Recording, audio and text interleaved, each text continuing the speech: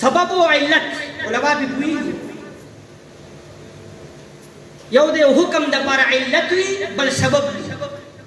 استاسو په لهجه کې بیان دي یو د حکم ثابتولو لپاره سبب جوړیږي یو د هغه لپاره علت وي سبب په معنا د واسطې سره راځي په معنا د لارې سره راځي او اصل کې چې حکم ثابتېږي په سبب نه ثابتېږي حکم چې ثابتېږي په علت ثابتېږي دا باشعور لکه مثال په تور د دې جمعه د دروازې بندې دي او د بهر نه څوک راغله دروازې کولاو کړه دا سبب جوړ شو او دلته 200-300 کسان ناست ستاسو په پوه شئ نو سبب مولانا صاحب جوړ شو سبب مؤذن جوړ شو سبب یو بل مزګزار جوړ شو دروازه د لاک را کولاو کړه او اوس د دې نه خروج کیږي د جمعات د بهر یو کس دا حکم چې ثابتېږي چې دا پلان د پلاني ځای ته ووتو پلاني ځای ته لاړو د دې نسبت به د علت ته کېږي حکم ته به نه کېږي بالفرض والتقدیر دروازه کولاو شو تا ته خو یې نه دي ویلي چې باد وځه کېده که نه موضوع یا د یو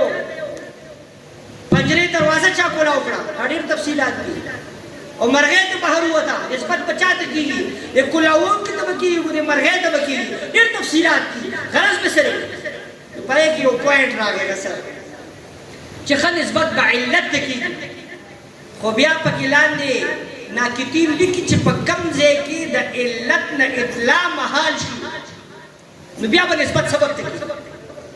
چې په کم ځای کې علت د دې نه اطلاع محال شي بیا به د علت په ځای نسبت سبب ته کېږي او مثال یې څه ورکوي لکه بالفرض والتقدیر یو کس په خوب باندې ورغلی او دا خوب سبب جوړ شو او که ته بیا وایې چې د دې په سبب باندې به د ده هلته بېودسي راغلي ارخا د مفاصلو به وجود پې کولاو شوي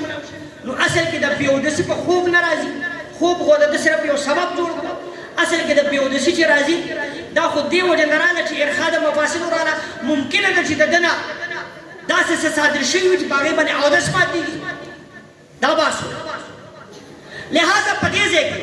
چې یو کس په خوب باندې ورغی او چا دې نه تپوس وکړو چې دا خوب خو ستا دپاره سبب وګرځېده په دې باندې خو ستا اودس نه ماتېږي اصل کې اودس چې دې ماتېږي په بېاودسۍ په نواقض الوضو کې چې کوم اشیا راغلي دي په هغې باندې ماتېږي ته د خوب نه را بیدار شوې او ته ولې لاړې اودس چا اندام کې او ورته یو جواب کوي چې دلته اطلاع په علت باندې محاله ده زه خبر نه یم چې په کوم وخت کې به زه بېاوده شوی یم په کوم ځای کې به زه نه یم بېاوده شوی لہذا د علت په ځای باندې به په دې مقام کې نسبت سبب ته کېږي خو چې کله خبره د ذات بابرکات جناب رسول الله صلی الله علیه وسلم راشي حضور مبارک هغه شخصیت دی چې په بیدارۍ باندې خو پرېږده په حالت خوب کې هم الله تبارک وتعالی باخبر ساتلی دی زما او ستا په خوب اودس ماتېږي د حضور په خوب باندې اودس نه ماتېږي